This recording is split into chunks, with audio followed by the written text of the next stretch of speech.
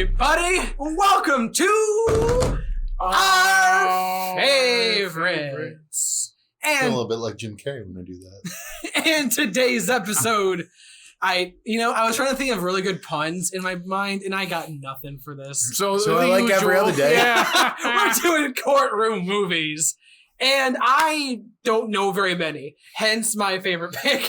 There are a billion of them. I know there's so many, Especially but in the 90s. They exploded. You could have picked. Yeah. Wasn't there a Jag movie too? I don't know about a movie. I mean, there's the show. I thought there was a movie for Well, it. then the two, I think both, not both, there's more, but the Law and Order. Law and Order started in the 90s. So did SVU start in the late 90s? probably Well? like that's The when Law 90s and were Order a and big time SVU for and all crime that. dramas. And, oh my god, my mom loves crime dramas. But you know what I love? My pick. I don't know that. And I don't know about you. And I want to. Let's just get this right out here. I picked out of all the classics, right? You know, there's a lot of classics. You got the A Few Good Men. Oh, that was the first one I was going to say. Yeah, The Verdict. sure. And yeah, Justice for All. there you go. Inherit the Wind. You want to keep going? Yeah. Yes. Reversal of Fortune. Hey. Anything else? The Trial of the Chicago 7. Oh yeah, Yeah, we broke the classic streak. Oh, sorry. yeah, that was a newer one. But I picked a classic. Yeah. I picked for my favorite courtroom movie, Lawyer. Liar, Liar, starring Jim Carrey. You know what is one of the funniest things about this movie? So many. Seeing how suits worked back in the 90s versus how they're shaped now. Yeah, I was going to mention that. I'm so glad you mentioned that because didn't he say it was like a $900 suit? Like when he Yeah, was, it does not and look then like a it was like $900 it came down like past his like and it made him look hands. like square. Yeah. Whereas Like- now they're more fitted, obviously. That's so funny. That's the first thing you mentioned is because I was thinking that like he says, "Oh, I'm dealing in a $900 suit." That cost you $900. You look like crap. Like He looks like an ambulance chase lawyer. He kind of is, I guess, but he's a yeah. Go Better ahead. call Reed. Better call. I love that. are the suits like that in Better Call Saul? Are they? 'Cause I Did haven't you didn't even notice? I Did haven't you? seen it. No, a suit is a suit. That's not true. No, that's not like To me, it is. literally I thought he just- looked normal. like literally. I don't want to keep getting hung up on the suit, but like. the Oh, we sleeves know. the sleeves were so long, like it just didn't look good on. I was more thinking about how boxy it And it looked. was it was also really boxy. Are you going Hey. suit shopping soon? Sorry, tux shopping soon? No. Congratulations! Running gag. The day we actually. We're not going to believe you. The No, day you're it not. actually You're literally happened. not going to believe me the day that it happens. But. We're going to call I you a re- liar. I yeah. really hope Sam listens to this. She never listens. She likes it every time on Facebook. I know. Thank you, Sam, for liking and sharing us. Now So you just need to listen to us. liar. Liar. The Pants on 200th. How did they never make that joke in that movie? What joke? Liar, Pants on liar, Fire. pants on fire. That's a very hanging from a valid- telephone wire? That's a very valid point. That's a very easy joke to make. The rest of it was easy jokes. I truly love. I forgot how many phenomenal one-liners are in this. Like one of my favorite ones is like when the guy she told like this is after the son made the wish, so he couldn't tell a lie. And Are you just talking? I get better. no, that's a good one. But no, my favorite one is when the guy he his secretary gives him the phone. And it's about the guy that keeps knocking over ATMs or whatever the heck. And he goes, "Stop breaking the law, asshole!" His secretary's name is Greta. Yeah. Greta. But that, Gerwig? No. but that line, it makes me laugh so hard every time. And him beating himself up in the court, like he's trying to figure out a way to get out of it, just like smashing his head with the toilet, and it's just. Oh my god. And you can see the toilet move a little bit. Oh, did you really? Because it's not real. Oh, there's no way it's real. But apparently when he was beating himself up, like when he was slamming into things, they didn't even add sound effects. They just kept the actual sound. Are you serious? That makes it so much better. That seems like a Jim Carrey It move. really does. So like I really feel like, and I know we did our favorite Jim Carrey movies a while ago now, right? It's been at least it's been a couple weeks. Yeah, almost a month maybe. And like watching this in the back of my mind, I was thinking, I really feel like this came out after oh my god, what's the one where he forgets he doesn't know he's in a show? Truman Show. This is before. This was before. The year before. Interesting. Because I really thought there were some really good moments of acting by him. I really, really felt like he felt like a down to earth. He felt like he was a really serious dad like a couple times. Like he was really trying to take a moment, and then it obviously jumped back. Yeah, Jake was going to bring up the schmaltz. No. Jake's review, he accidentally put schmaltz as a schmaltz. I didn't know how to spell it. Yeah, that's fair. Yeah, there's a segue. Are you asking me what I thought of it? Yeah, because this is the love, this is the and then I'm more of a Yeah. So fine. here's the deal. I have no childhood connection to this whatsoever. Same. This is an era of Jim Carrey that I am only not kind of vaguely familiar with. Mm-hmm. What it felt like to me was they wanted to make a family-friendly Ace Ventura, and then they realized when they had that, they were like, crap. This is 90 minutes of the same joke. We have to do something to balance it out. So they really shoehorned in there the thing. He's a bad dad and he's got to learn to be a good dad. And his kid's wish is this is how it's going to happen. And it felt really unbalanced to me. I didn't hate it. I mean, it's a fine movie. I get why people it's better like than it. Ace Ventura. Yeah. Yes, it is. I feel like Ace Ventura is like it's a really big comedy. Like they really push for all the jokes. This one I feel like is more like a family movie. It's Ace Ventura, a family version of Ace Ventura. Yeah, I feel like the jokes are dialed way back in this. It still has the Jim Carrey friendly. The boss is really riding me. Yeah. That was really funny. The first half of because I've only seen this once and it was like 5 years ago. Okay. I was not allowed to watch this as a kid. Based solely on that tape that they had in court? Probably a couple things. But also just that. And then when I watch it, I'm like, oh.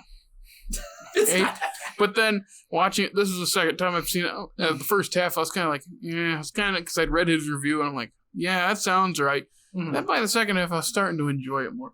The roast at the board meeting was killing me. Good.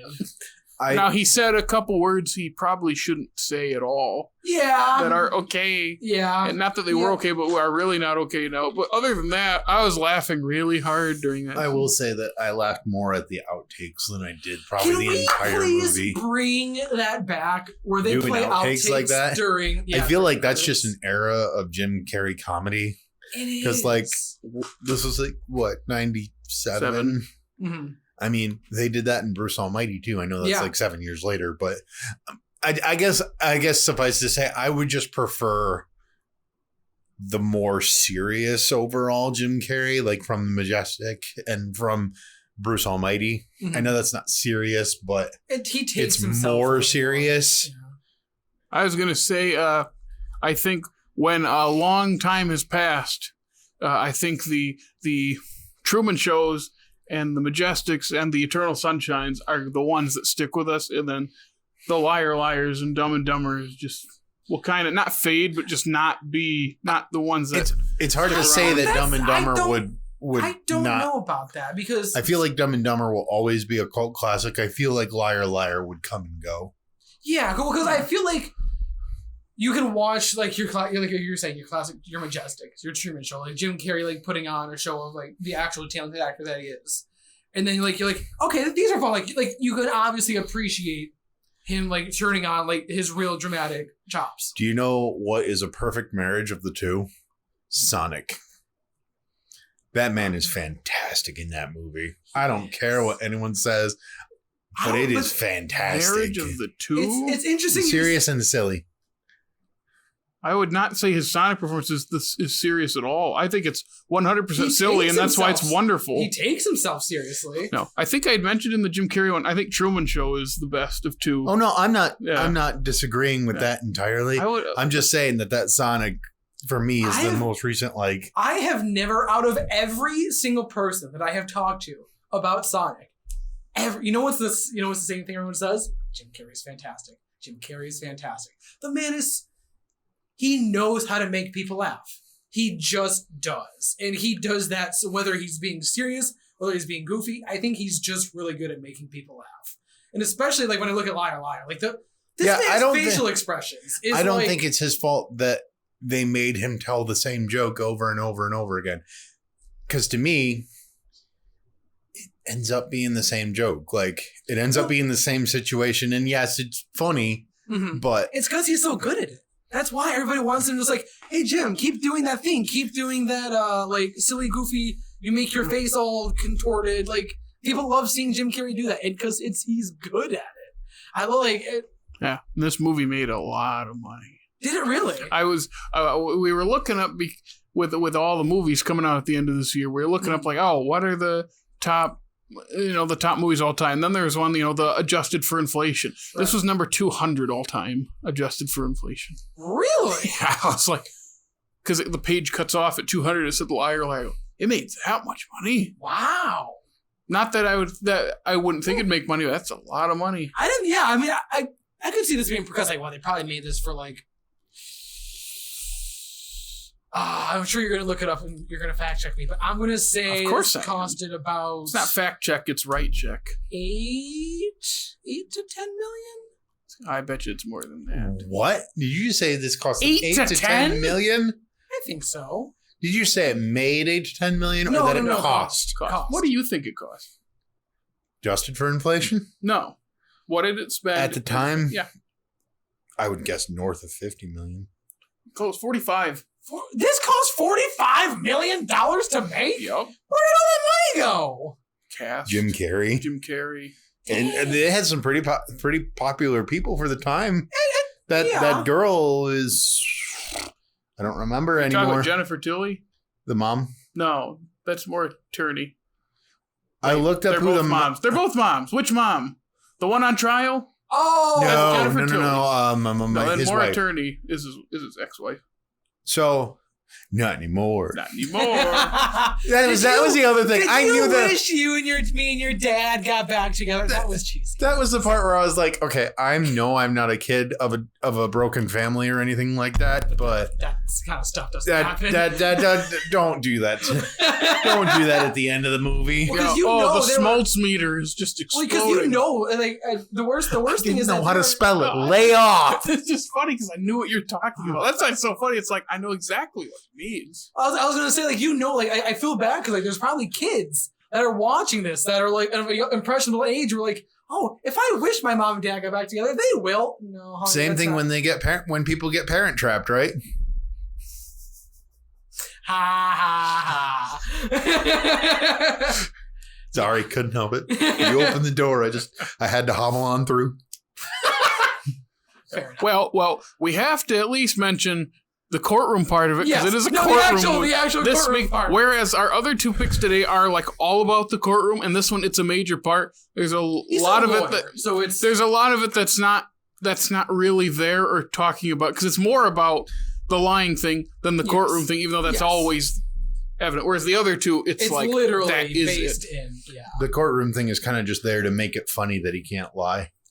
Which that's is a valid point. But him beating himself in the bathroom to get out of it is actually pretty brilliant. But then he can't lie about it, so it's like he beat himself up for nothing. Well, that's what I beat the. What? That was one of my favorite parts too. What was it when he was talking to the judge? He's like, "I have to go to the bathroom. Do you have to go now?" Well, I forget what the line was. It's like, studies show you have to go. You can't hold it for more than 6 hours, or it'll be detrimental to your kidneys or prostate. It's like, I better go then. I laughed so hard at that. Being the old one of this, I relate. I also just like in everything in the court, like him, like just talking with I'm horrible with characters' names. The person he's defending. The blonde lady. Samantha Cole. Samantha Cole. Like, she is such a horrible person. How much do you weigh? 105. In your bra! Then the outtakes were overactor Jezebel. He just breaks character. The overactor, like that's the one that sends me every single time. Overact. She has a it takes him a second. It just makes me laugh. I really feel like at least just from watching like the outtakes, I haven't heard for too many people talk about Jim Carrey. I feel like he's a fun guy to be around. Oh, the outtakes for Series of Unfortunate Events. Oh my god, he's going crazy in one cut, doing the that whole thing, and then he like goes behind the couch. His head pops up because they're all just supposed to be sleeping, and he starts licking her ear, just going, and then they all just start laughing. It's like that's just funny. I think this has a good time, man. This is going to be a bad idea. Ready for my bad idea? Oh God! Jim Carrey needs to go and remake all of his movies as the Grinch. Jake, you've never had a better idea. So he wins the court case, and this goes, "I beat you." We could even do like 30-minute abridged versions of them. I would pay to see that series. You've never had a better idea in your life. He goes to the board and hate. Loathe entirely. That would be so good. Oh, now I want that to happen. I want that so bad. There was, you know how when I watched it on Amazon, okay, and when you move, sometimes they have the trivia on. The screen. Yeah. There were a couple times I did pause to read it because that's to do with the courtroom stuff. It's like the tape recording is pretty funny. It's like that could be anyone. It's like you're a better lover than my husband. And I was laughing, and then something popped up. I go, oh, "What's this?" And it said, "Oh, you can't use a tape recorder as evidence apparently in court." Really? Because it could be doctored or something. I don't know about. That's what it said. Interesting. And I was like, yeah, they just did it for the joke. Oh, absolutely. But then, like the whole way he wins the case is like, oh, she was a minor when they got. But then it said like there's this big paragraph. I go, okay, I got to read this, and it's like, okay, technically, yes, that's true, but after I think it's 1 year after she would have turned 18, she would have had like a 1 year thing or some X amount of time to call that off, and she didn't. So the prenup is still good because it's been years later. Right. So it doesn't too much rigmarole to sort through for a movie. Oh yeah, that's what I said. It's just something I read. I go, oh, that's just interesting because I don't know much about the stuff. I mean, just what the movies tell me. I would have bought it otherwise. Oh yeah, that's just interesting. I'm half curious to know like how the writers' room worked. To know that if they wrote themselves like into a corner, like how do we figure this out? Like how does he win the case with only telling the truth? Often it's this if they know it's not right, it's like, well, no one else is gonna notice. It makes sense to the audience. That's all we need. Right. Because I can at least picture like me like being like trying to like coming up with like this whole story up until the very end. It's like, well, crap. Can you picture him writing himself into a corner? How many sentences do you think it'd take? I think he starts in the corner. I just can't get out. I'm just stuck in a corner. He's just in this like square room that's about this big. It's just a giant pillar. You can't even turn around. Were you the kid where if they ever said go in the corner, you'd be there like singing and dancing to yourself like this? Yeah. I just swinging and jamming. Singing Skater Boy. Yeah, oh, obviously. I was a skater boy. She said singing a native boy. Okay. Man, that's all I got for mine. Yeah. Yep, I'm good. What a note to end on. On that note, on that note, Jake.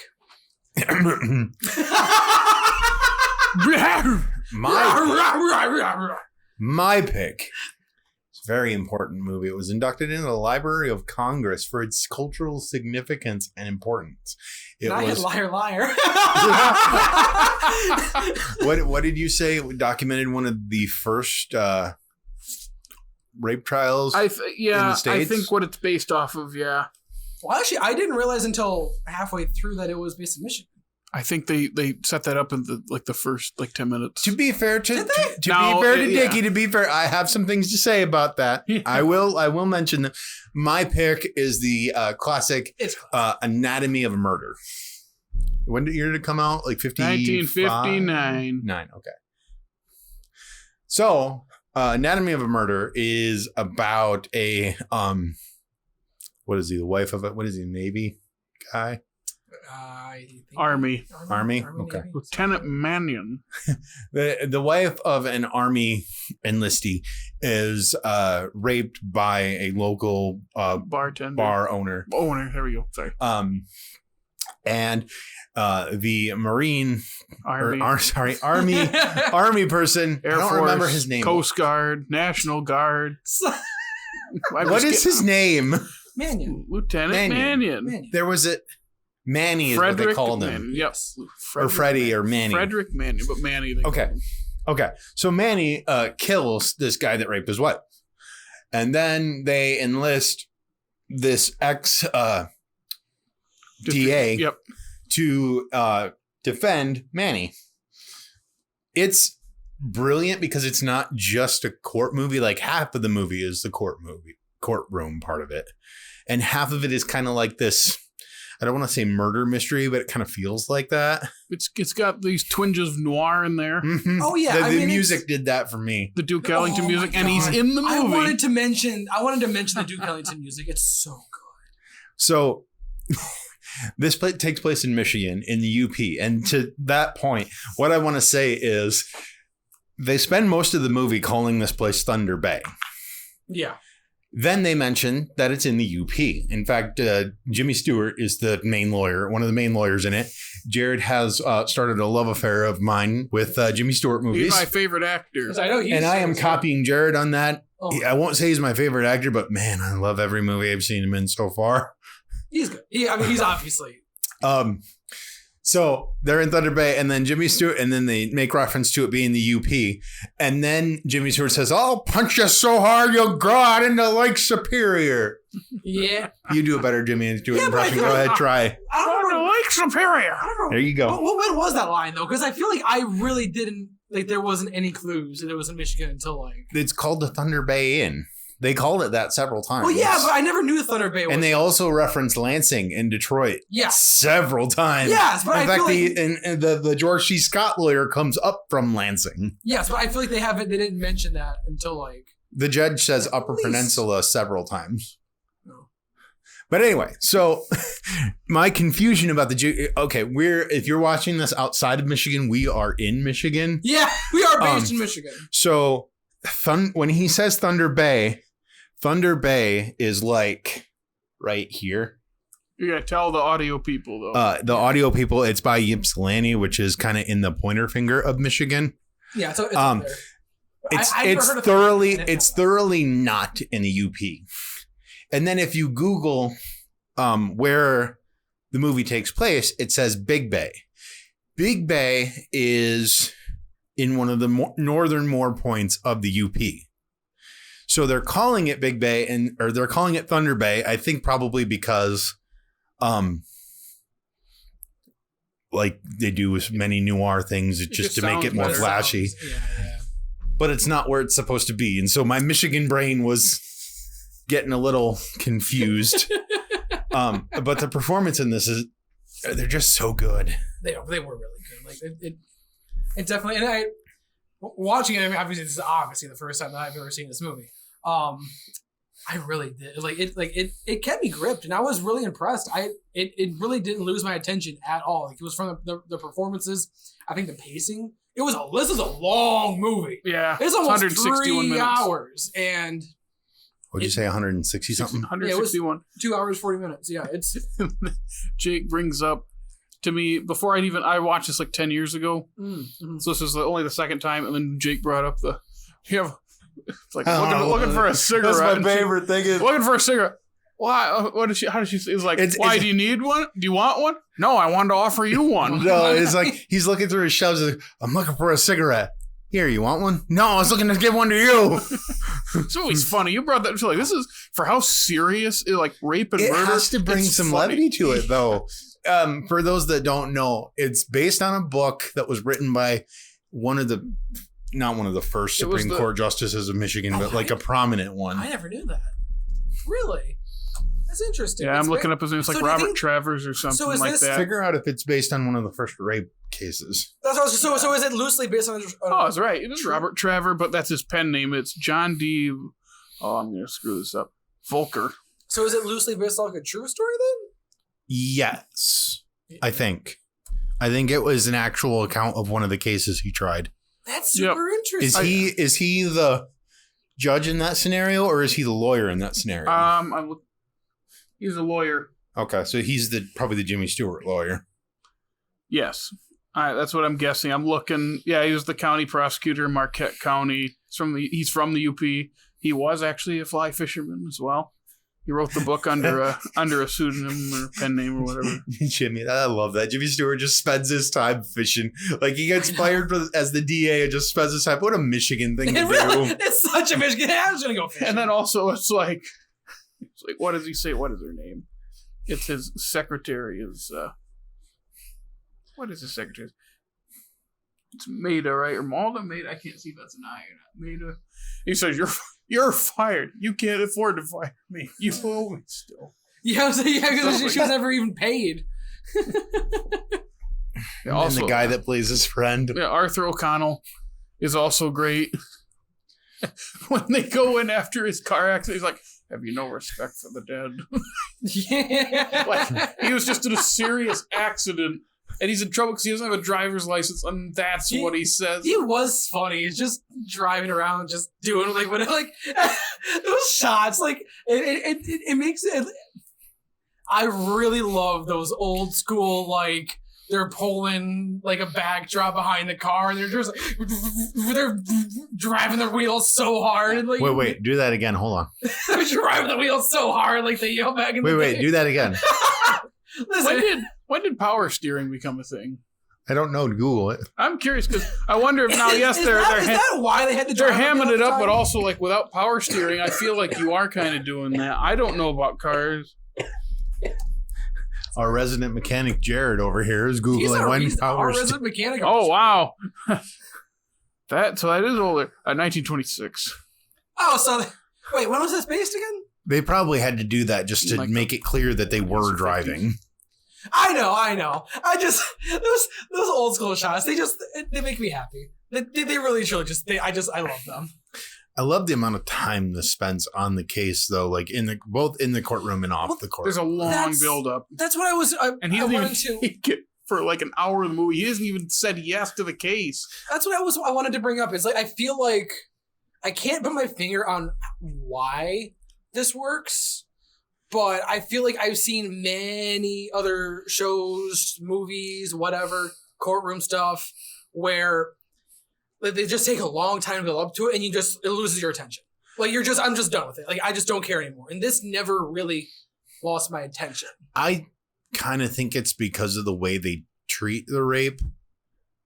They treat it very seriously. Because like the defense tries to discredit the witness or discredit her because of that and throw out the rape. They're trying to say this is a murder trial, and he's trying to say, why are you throwing this out? You can't. Mm-hmm. And I think that feels very relevant to our culture today. Yeah. When you get frustrated with Jimmy Stewart's character, Paul Beagler is his name. I just saw that. I was like, oh yeah, his name's Paul. Paul. We're just going to refer to him as Jimmy Stewart. Yeah. But Beagler. When you feel that frustration, and it feels so good when he starts yelling, and the judge has to keep calming down. It's like, man, I feel for him though. He's going all in. And George C. Scott, and let's not forget George C. Scott in this movie. Oh my God, George C. Scott. Now this is spoilers for everybody. Who did he play again? He's Dancer, the guy from Lansing. So George C. Scott, I am fully convinced, was nominated solely for that reaction to Mary saying that what's his name was her dad. Like that one moment, was he your lover? No, he was my father. And his face is like in the instant, not only is he shocked, he knows he has just lost. Oh, what that moment. I was laughing was a good so moment. Hard. I was like, that's so good. This whole movie, like you said, there's a lot of levity to it, but it's so, I just love it. The one thing that I think I talked about it with you of like, it cuts off the verdict scene so soon. And I remember there's a split second during the crossfade where you see Dancer go over and shake Paul's hand. I go, I like that a lot. I wish we would show that, or at least have more time to sit in that victory. That's the one part of the movie I was like, oh man. It really doesn't stay a victory for very long because they so leave. Yeah. And that's still fine, but I feel like, could we sit in this moment just a little longer, please? Please, Otto, please. I know you have other things to do, but please. So another thing that was funny for me, I'm sorry, did I interrupt you? No, you're good. Okay. Another thing that was funny for me, so obviously this is a 50s movie, right? Oh yeah. There's one moment at the train station when they're going to pick Manny up from the He's coming back from Detroit. He's coming back from Detroit. And Jimmy Stewart walks over to this machine. It's a gumball machine. He puts a quarter in it. It's it's unshelled peanuts. I'm like, on a peanut. Gross. No. And then I asked my dad, I was like, Dad, you were born in the 50s, right? And he's like, well, yeah, I don't remember many of them, but yeah. And I was like, were there machines that were like peanuts and you put like a nickel in them? He's like, oh yeah, I remember those. I was like, how did you feel about that? And he's like, oh, we didn't worry about diseases back then. I was like, that's so gross. I didn't know when the last time they were clean. I just know I wanted a peanut. To be fair, that you could say the same thing nowadays for the gumball machines. I mean, as a kid. I feel they at least clean them when they change them, though. You'd think. When they change them. How often do you think they actually change those gumballs, Jake? It depends on where the gumball machine is, I suppose. Nobody uses gumball machines anymore. Like, I remember like, at least like 20, okay, maybe not 20, like 15 years ago. Like, they were... Yeah, we're going to start sounding old to these young... I know, this is like... yeah, gumball, but she's like, what? You ate something? Ugh. It's so weird to think about now, but I remember like the ones that swirl were the best. Yes, the ones that went all over, like, there it goes. You get to watch it, you stick it in, I and think it takes 5 minutes to chew, and then all the flavors... Don't they still have the candy machines like that in Celebration Cinema? Oh, yeah. Like in the middle of the hallway, going down to the theaters? Maybe it's been a while. I mean, like I know, like they don't exist anymore. But like, I was gonna say Blockbusters. That's where I would always do it. Like those had all your candy and all your gumball machines and. Yeah, but I feel like those always came in like boxes or wrappers or something. The candy did, but there was a gumball. Believe me, the one I know. Oh, I know there was a gumball machine. There used to be a gumball machine in every store you went into. Yeah. Remember the machines that had like tattoos or like single Pokemon cards or like those sticky hands. Those sticky hands. We would always get those stuck to the ceiling, and my parents would hate that. It was so much fun. I would buy that. Well, my mom would buy them, and while following her around in Meyer, I would try to shoot it up at the ceiling. Yep. Oh my god. Anyway.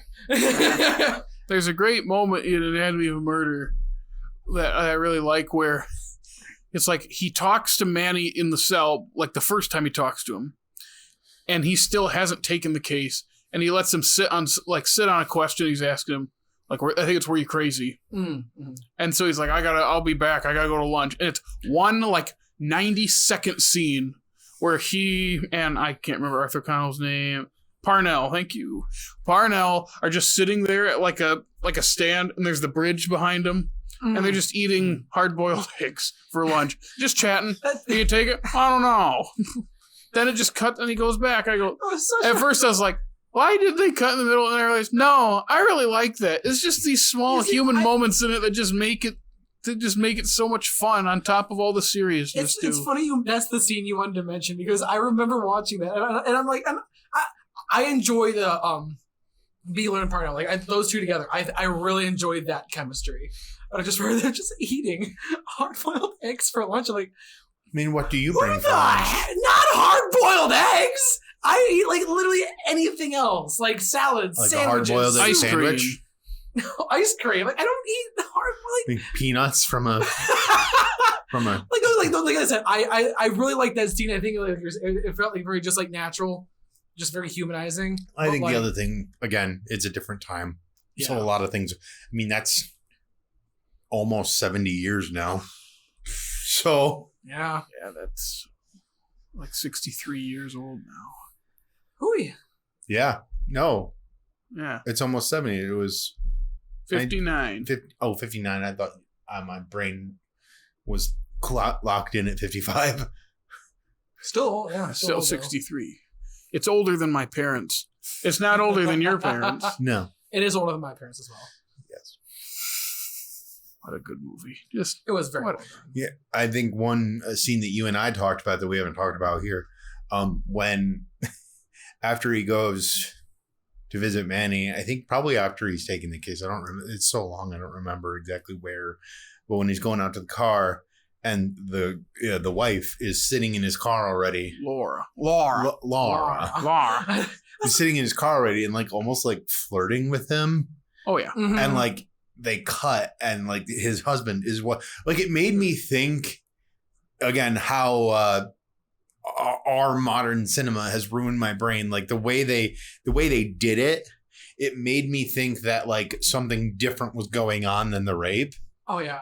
And like he was like beating her or something, or she was somehow putting it on to frame him to get away from him, and it went awry or whatever. Like I watching these old movies makes me kind of dislike current cinema. Interesting. Because it's out to trick you. Yeah, like that's why I've always feel It like lies the to you a movie is lot. gonna pull the rug out from underneath me because at the moment they always do. Mhm. Because I it's mean, all about that's- shock factor and moments when it's like, it'd be nice to have movies not lie to me all I don't the time. think not everything nowadays does, and I know a lot there's does, though. I know a lot. A lot of Marvel movies do. But A lot of things have to A have lot of some Pixar kind of movies do, twist too. in it. yeah, but I mean, I just the other thing that I want to mention on that is that I feel like some of the like when you look at like older like 50s and 60s cinema, like I think there's less and less subplots, if that makes sense. Like I feel like you have like your main story. Like nowadays, like there's so many things going on. Like you just like I would be fine with just kind of like streamlining. See, makes when you sense. say that, what you're saying might be true, but the only thing I can think about when you're saying that is TV shows. No, that's fair. Like that's the only thing my brain relates it to. That's fair. I do, which I mean nowadays it's more easier to turn on the TV than it is to make it to a theater. So that's why it's a little it's a little harder for at least me to watch movies nowadays, but it's kind of At least you're on a movie podcast. Exactly. It fits. But anyway, anything else you want to mention about the anatomy of a murder? Oh my God. Maybe I one really day. love it. It's well, Maybe one day I'll read the book I bought 10 years ago. it's a I watched the movie. I bought the book. I read 30, 40 pages, Mhm. and then I've not picked it up since. I'd be very redo. curious. Yeah. I have a whole bunch of books backed up right now. Yeah, I should. Because I have not read a book in over a year. I feel that. Dude, I haven't read a book in like. Since high school. Yeah, Literally but, since high school. but that's you. Anyway, Jared, you have another great pick. Oh, yes. It is a courtroom movie, although only about, a minute of it is in That's the the- courtroom. I feel like I've never. It's a little more than that. It's That like opening speech is a little longer. yeah, it's something like that. Basically, like a 1% of the movie is in the courtroom. The rest is adjacent to the courtroom. And I want to mention, like, I feel like I don't see very many movies doing this. I feel like we see all of the hot lawyer talk, all of the spicy, give and takes and whatever, and none of the actual jury design. Well, it's because there's only one way to do it, and we have the best version right here with 12 Angry Men. Nice. Yeah, now there's been a remake, but also, like, how else do you do this kind of story when you already have this? Like, what else can you do? Now You do exactly what they did, and it is remake it word for word. That's very Character for character, word for word. Is that what the remake was? Was it the same exactly word for word, or was there? It's a little not bit as good. spice? 'Cause I've never seen the remake. I say it better in my review of it, but Yeah, Jake watched the remake. I never got around to it. it has George C. Scott. The remake has George C. Scott and Jack Jack Lemmon. Lemmon And Tony And- Danza. and is it I Edward thought you were, James? what? Edward James almost? Yeah, I thought you were gonna say J. Edgar Hoover for a second. I go, No. I just Interesting. couldn't remember if it was Edward James almost or Yeah, James James Edward Edward almost. Edward James almost. I thought. That's true. Those triple namers, man. It's just too many. But anyway, this is another one that I think I watched once, like back in college. I told you it was gonna be. He saw this in Mhm. college. Yeah, it was for one of my movie classes. And when Jake brought that up, he's like, "Does this feel?" He's like, he used to ask like, "Is this something that would be in class?" And I go, Yeah, there's filming techniques that are easy to point out to people that like college because students. it's all contained in the same room. Yep. Well, the same 2 or 3 rooms. Yep. I mean, And it's short. It's 97 minutes. Short. Which you could easily watch in a college class. And it's great. Like, it has everything you need. Like, it's one of those movies I know people who don't watch movies that are this old tend to be like, yeah, I saw that in a class. I really liked it. yeah. Well, I rented this on YouTube. That's how I like to watch these. And you can actually like read the comments. And if you scroll down, you'll see a lot of like, oh, I had to watch this for a class. Oh, I had to watch this for like a team building thing. You know where else I see that? Letterboxd. That's fair. I know I know you're adding me with that. I don't use Letterboxd as much. I know that. It is one of the greatest movies ever made. It's Yeah. It's there's a reason why certain movies have the classic title to it, and this is one of them. I think that is probably another one that's been inducted into the law. Oh, there's no way this is. Congress. There's no way it's not. If they inducted Anatomy of a Murder, they certainly inducted this. Yeah. What Am I about using your the right pick? word? Inducted? Is that right? Yeah. Preserved. My pick should absolutely be inducted as well. I stand by. Dickey, this just illustrates for us our 3 different personalities. I know, it's great. It really is. We couldn't have more of a stark difference between picks. I really do love that. And so, is this your first watch? Yeah. Jake? Well, yeah. If you don't count the remake, I guess now I'm on my second watch, kind of ish. Yeah. That's kind of tough, but It's just you just get the closing statement. I know that's what's so interesting about it is In the courtroom, the yeah. entire case, everything about it. You don't- learn through them talking. We don't get the closing statement. Yeah, they were saying something, weren't they? Right before we go into The judge says something about their responsibility to it. And then you see the kid. That's not like the closing statement of the lawyer. Okay, you know what I mean? Though. Yeah. The last thing the judge says before the jury goes on. Let me tell you where this movie hooked me. In that first couple of minutes, there is this moment where Juror 7 looks or shares a look with the boy, whatever. I know exactly what you're talking about. And it's just like, oh, yeah, I'm in on this. Like, it's the most human sort of thing. Mm-hmm. That's what I just like. It's just this entire movie is just conversations about just trying to figure out like what's right and wrong, what are the whole circumstances between. Like I really enjoyed them trying to figure out like how long it took the old man to get up and walk. And, like, he was dragging his leg. It's like, oh, you can walk faster than that. I could relate to that. Yeah, can you? I think they have enough context to know I'm crippled by now. But yeah, I like that. That was good, and I like the. Also, I think it's just the old school, like when they're like people are like hot and sweating, and they use like rags and stuff to wipe it off. Something about handkerchief. Handkerchief, yeah. Like, I can't explain what about that act just makes me feel warm and cozy. Oh, it looked so uncomfortable in there. It looks uncomfortable because it's hot and the fan doesn't work, quote unquote. They open the windows and it starts raining, so it's even muggier. So I have a question. Yeah. Where is this supposed to take place? I think New York. I thought it was Chicago for some reason. Yeah, because of the L train thing, right? Yeah. Did he ever say? He just said he had baseball tickets. He never really said what team. He said right? Yanks. He said Yanks. Yeah, and then he asked the guy, and he's like, "I like Baltimore." It's like Baltimore. That's right. Because when I watched the remake, I was really thrown off when I've had thought that they changed it to Chicago. I was Interesting. Like, not Chicago. Changed it to New York. Oh, yeah. The thing that I love probably the most about this is just the mundanity. Mundanity. It doesn't sound right. The mundanity of It's mundanity. just. Okay, sorry. Go on. What is it? Mundanity. Mundanity. The mundanity of what they're doing, especially in like today's world. Like, we all hate jury duty. Like, Yeah. it's just the dumbest thing. Real quick, have any of us ever had it? Nope. I have. I never have. I've had it 3 times in the past. Three like, times. Wait, so Now, did did you actually make it That's what I all was the gonna way? ask. once I made it to the point of jury selection, but they never called me because they had the whole jury selected before they got to me. So you never actually had to be on a jury and actually do that? Not that. Okay.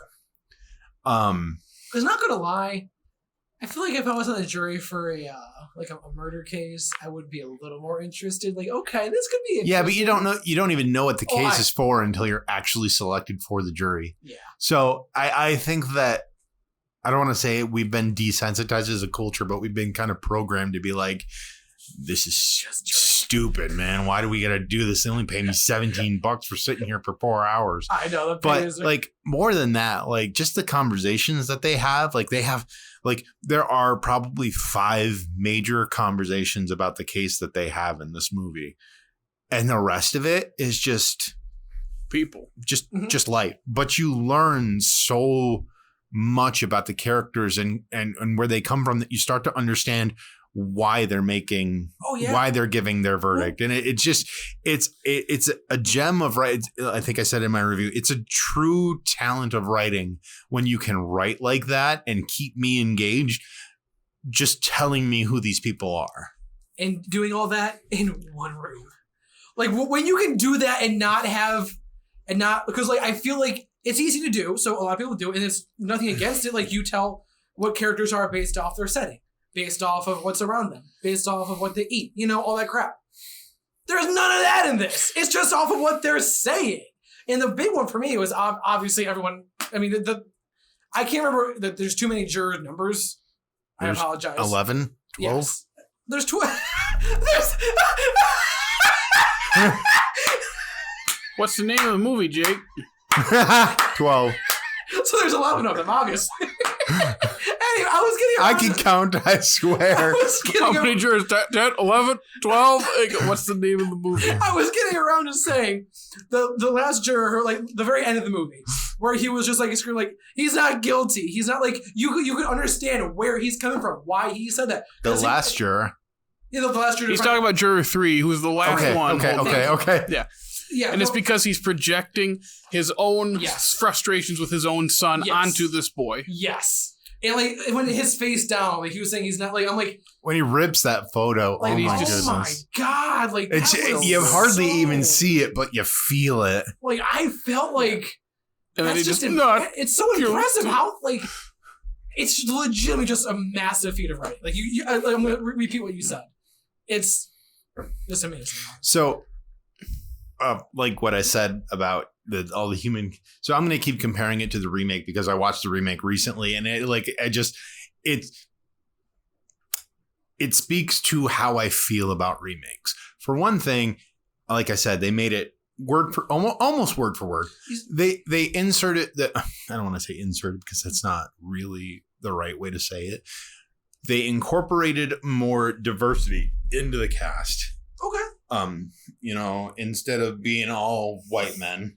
Okay. There's a plus. Edward James Olmos. I don't remember any of the actors, but at least 4 of the other jurors are African American individuals. So got diverse. But then they kind of strip all of that conversation away. And so you don't really get to learn who these people are through those conversations. And somehow taking all of that out, the movie is still 20 minutes longer than the original. Interesting. It's weird. Like I kept watching. I was like, they take that out. They took that out. They took, where's this extra 20 minutes? I don't get it. Interesting. What else was I going to say? There was something else. Oh, the juror standing scene.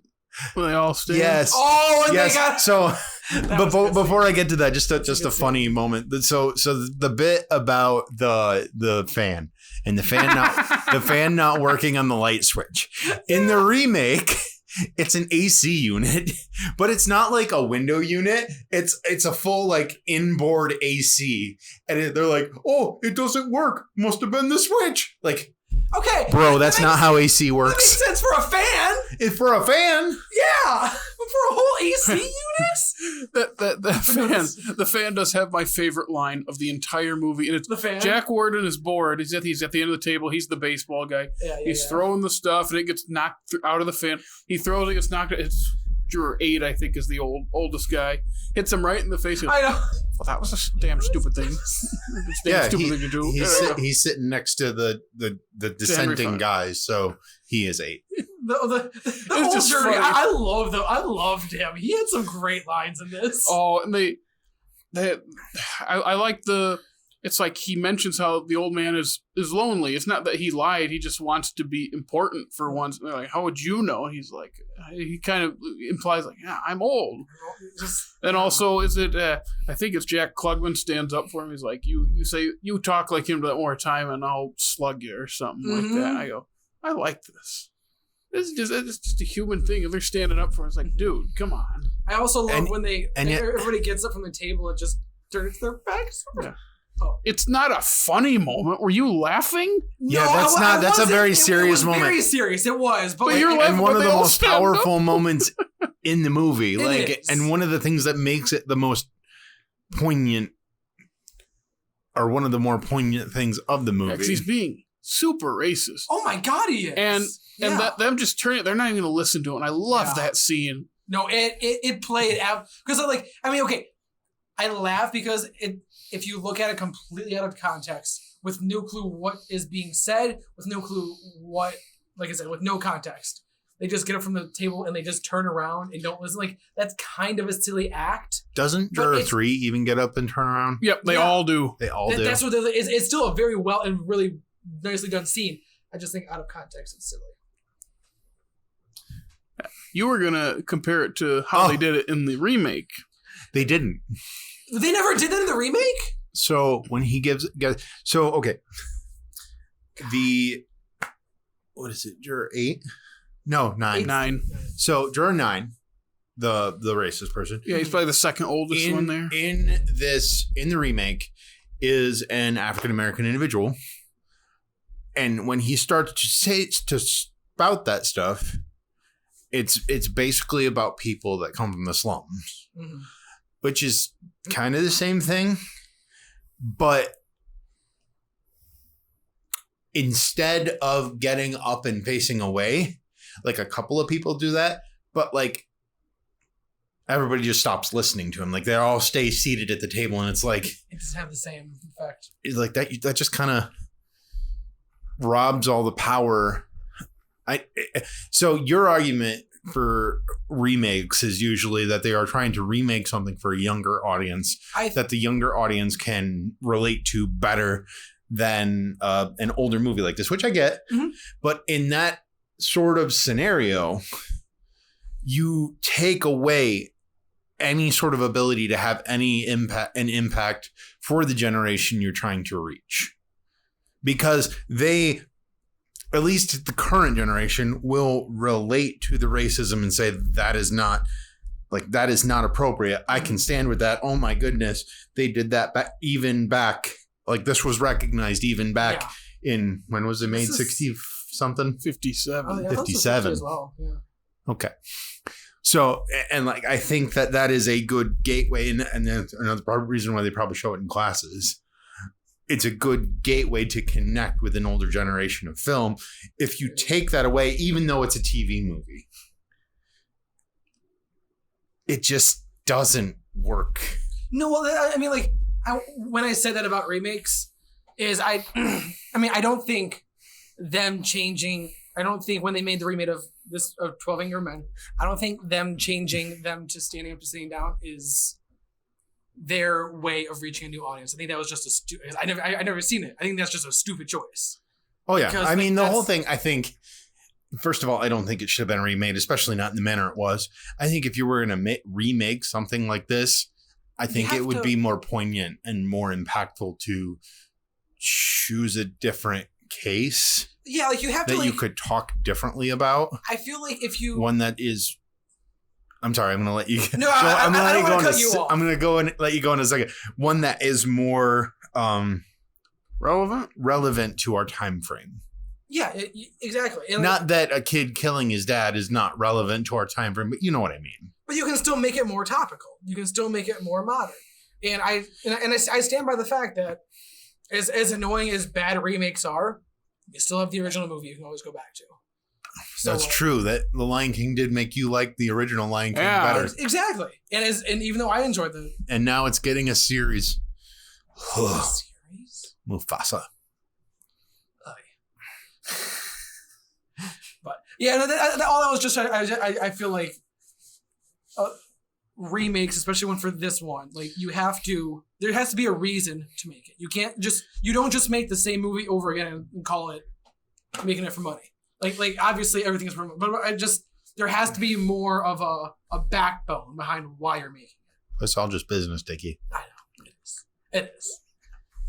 Another moment that I was thinking about in the last couple of days that I like is, so E.G. Marshall plays the fourth juror. He's the one with the glasses. Oh, and he's one of the last standouts. Great.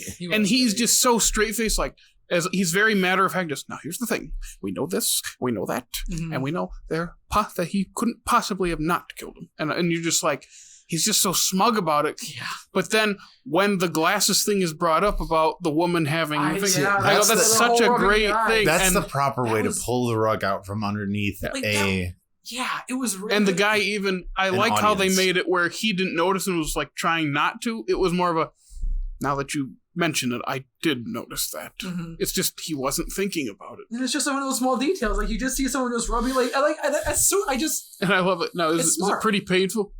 Yes, it's very, very painful, or something like that. He says something, I don't know if painful is the word, but it's like at that moment he knows, and you can see it on his face. He's like he knows. Is that when the camera is underneath them, looking up at them more? Yeah, that's the thing. I read in Sidney Lumet's book way back, probably when I just started college, called Making Movies. Mm-hmm. It's at least a year ago. What? We know it was at least a year ago. Thank you. When I read it, and he talks about the camera angles start at a downward angle, and as the tide turns, because it's like downward or like straight on, and it slowly starts to do that as more start to go to the not guilty verdict. Mm-hmm. And then you almost start seeing the ceiling near the end. I go, that's such a cool little detail. Yeah. And I know it's iconic, and I know everyone loves to point out like the very last shot of all them walking out of the courtroom. Like that it's just beautiful. It's just beautiful. Like all of them standing out, just I just really, really, really loved. It's like a breath of fresh air. It's like, we did it. Yeah, I also like when one of the jurors doesn't speak English. He says, how does he say? He says he doesn't correct grammar, and the European guy corrects him. Doesn't speak well or something like that. Yeah, he don't even speak English good. Doesn't speak well. He was I think he was 11, because then 12 was the ad exec. Yeah, what's John Hamm's character in Mad Men again? Madman. He's a madman. Don Draper. Yeah, I kept calling Juror 12 that. I'm like, that's Don Draper. He's literally. He didn't have a glass of brandy in his hand. I don't know how you can do that. Yeah, he didn't have a cigarette or that. And where was Peggy in all this? I mean, what was really okay? So this is going to reveal that I don't know that much about how courts actually work. Oh, I don't either. One thing that really got me was like when they call for the knife and they go and they get the actual knife and the police officer hands it to him with just a tag on it. Would they actually let them touch that like that? Would they actually let them handle it and bring a weapon alone into that room? I get that it's part of the plot. And with that, I can just overlook it. But I was like, would they do that? Wouldn't it be in a bag? Like at least in a bag. Like at in the remake, it is in a bag. Oh, but they take it out of the bag almost immediately. Ooh. That knife looks gnarly too. I also think it's a really interesting. Like I love the conversation about the knife. Like it's what the old switch thing. Like you don't stab like that. It's the old switch out, and you do the underhand. And like he gets that close, like oh yeah. That was silly. So that's a really actually I think one of the more powerful moments is the when Seven gets 3 riled up. I'll kill him! I'll kill you! Oh, you don't really mean that, do you? You don't really mean to kill me. It's like, so They do that, and they do the knife stabbing scene in the new one. But in the new one, 3 is George C. Scott and 7 is Jack Lemmon. And at this point, they're old men. Yeah. So it's another one of those things where it's not funny because it's not funny originally, but in the context of it's just 2 short old men. It makes it like, a little silly. It's just I'm like, I shouldn't be laughing. Yeah. You also got Martin Balsam as juror 1 trying to hold everything together, and within the first 30 minutes, he's lost. He's like, "What do you think?" I don't know. You guys do whatever. I'm like, "Oh yeah, he was just trying to make things easier." And also John Fiedler as juror 2, the voice of Piglet. I knew he was gonna make that face. Yep, that's just his voice. You can just see the voice. My brain's like, well, I've never. It's just what he's like. I've never been on a jury before. This is pretty exciting. It's like, oh man. Well, I just think he's guilty. I just think so. I go, there's Dickey. Oh my God. I did relate to the it's terrible to think the Jack Warden one. Not that I go as far as it, but when he changes his to not guilty just because he wants to get out of there. Yeah. And we talked about this, or not on camera. I am of the opinion that he actually changed his mind and didn't want to go against, didn't want to say it. Yeah, it just comes off to me as sense. he changes it just because he kind of wants to get wants out to of get there, out. and he's like, yeah, he's not guilty, and they're like, really? And there's really no closure to it, and I like that because it's not everyone's fully on board. Technically, he's like, yeah, sure. I do like that moment where, the number 11, says, "You can't just tell us he's not guilty. You can't just tell us you think he's not guilty. You have to tell us why." Just that moment of not letting him off the hook. Never mind, that's Dickey. Oh my God. Why, Dickey? Well, why, Dickey? Yeah, Dickey's Jack Warden. Sorry, I gotta say their numbers. 6 and 2 put together. I mean, I don't know the actor's name. That's why I'm referring to them by number. If anything, I'd be the first juror. I'd be like, okay, let's do this. And then within 30 minutes, everyone's ignoring me. Yeah, that sounds about right. You trying to think of who you'd be? Yeah. I think no. I'm a mix of 1 and 4 because I'd be smug about it. I'd probably be closest to 8. I think Because you're old.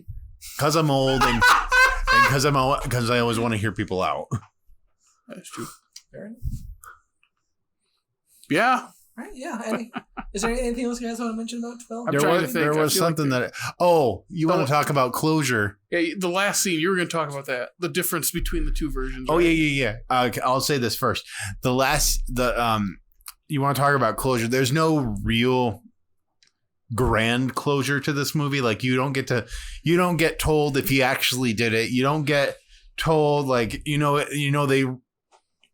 just kind of leave it there. And I love that about it. I mean, it's obviously closed its own loop, but you know what I'm saying? I mean, yeah, you don't see them handing out the actual charges or anything like that. Mm-hmm. Do they do that in the remake? I'm scared. That would be funny. No, they didn't. Oh, okay. Thank God. I think you misunderstand how much I'm saying this is a shot for shot, almost word for word remake. I know. It is really kind of annoying. I feel like in the back of my mind, I want them to change things, but they don't. I think they should have. I think they could have done, especially with having a more diverse cast. They could have done more with it and made more of a point with it, and they chose not to, and that frustrates me. But what I was going to say, what Jared was talking about, is there's a big difference in the last scene. In the last scene for the original, Davis and I don't remember his name. It's like McCarty or something like that. Sounds right. They say their names, and it's an interesting weird. moment because that is kind of like what remember like what you were talking about with the Breakfast Club, where it's like you meet for a moment and then you just go your own way. Yeah. That is a good representation of that, and that's what jury duty is. Like if you start talking to someone in that room for jury duty, you're likely never going to talk to them again. So, doesn't he ask what he does, or is that earlier when he asks, "What do you?" I'm an architect. That's in that bathroom. Okay, and it's not even him. I think it's juror 3 that asked him. It's 6, isn't it? Sports guy. Yeah, I think they're both in there. Yeah, I think you're right. So they do that, and then it's outside, so you see the stairs, and you see juror 3 walking down the stairs, which I didn't realize it was juror 3 at first. And then I looked at it and I was like, oh, okay, I get it. In this one, it's interesting because they do that same scene, but it's inside. And instead of just walking different ways, they take different elevators. And then George C. Scott just comes walking down a hallway slowly for I swear it's 45 seconds. Oh, it's so long. I get it. And I get that I'm supposed to kind of feel bad for him and lonely maybe a little bit because he's the only thing in this empty hallway and it's echoing and everything. It's meant to make him feel small. And it just doesn't fire for me. Yeah, that's fair. Yeah, no, that scene with him asking for names, it was just huh. It's really interesting. You just don't think that's just, you just don't, I never expected that. I just figured once they ended up, once they got their decision, they're gonna walk out, that's the movie. And I was like, oh, that's it didn't rub me the wrong way. That's not the words I want to, it felt odd. I thought that it was a good way to ground them and make them seem for one last time that they were actually human. They did have... I don't think they had to. They did have names, and they were people outside of this place. They weren't necessarily who they were in that room. That's a fair argument. Yeah, that's a fair point. There was one thing I was realizing, wow, I love this movie. I noticed before, but just thinking, this movie is mostly sweaty old guys yelling and standing up from their chairs. Yeah. They get up a lot, and it was why are they getting up so much? And then it occurred to me. Hey, one time he laid on a chair. That's yeah. But I was just thinking they just they'll sit down for 5 minutes and then they stand right back up and just kind of, and I go, I get it. Those chairs those are wooden chairs. Yeah, they do not look comfortable. No. So of course, if I'm in that room, I'm getting uncomfortable real quick. Of course I'm going to stand up, and then after a couple minutes you get tired, so you sit back. It felt perfectly natural. It's of course I'd be standing up and sitting down the entire time. Yeah, who wants to sit down for that long? On those chairs. If we look at how your chair is right now, nice and poofy. Yeah, you got a pillow. He's got a sofa cushion behind him. Yeah, I have a bad back. He still gets uncomfortable. Yeah, because I have no butt. Okay, Hank Hill. I mean, also the way I'm sitting, I have my feet crossed and whatnot. I can't. I'll laugh at Tony Danza. Hold me closer, Tony Danza. I think I've said everything. This is one of my favorite movies of all time. It is pretty great. Honestly, this. After this rewatch, I really think I would probably hooked up to the lights was so stupid. I would probably realistically rank this in my top 15, top 20. What? Watch him say 10. No, I don't think 10. But top 15, top 20 for sure. This, second, on this watch, I really, really, really got sucked in and really enjoyed it. I've only seen it once. It gripped me from start to end. It really did. It's hard for me to rank a movie on that I've only seen once, and it's only been a week since I've seen it. That's fair. Well, on that note, thank you everybody for listening or watching to today's episode. If you want to follow us on the social medias where you spend all of your life, like me, where can they find us? Oh, they can find us on Facebook, Twitter, Instagram, and TikTok. And they can listen to us on Apple, Google, Stitcher, Spotify, and watch us here on YouTube. Like, subscribe, ring the bell. And we also have a website. Absolutely. There's no at. There's no at. It's just www.offslatemedia @#420.com /creedthoughts.gov.org. So podcast.co.uk. Check out our website. And thank you everybody once again for listening to today's episode. We have so much fun making these. We have awesome content coming your way very, very soon, so make sure to stay tuned. From all of us here, thank you once again. We will see you next time. Don't fall, Jake. Dickey will have to pick.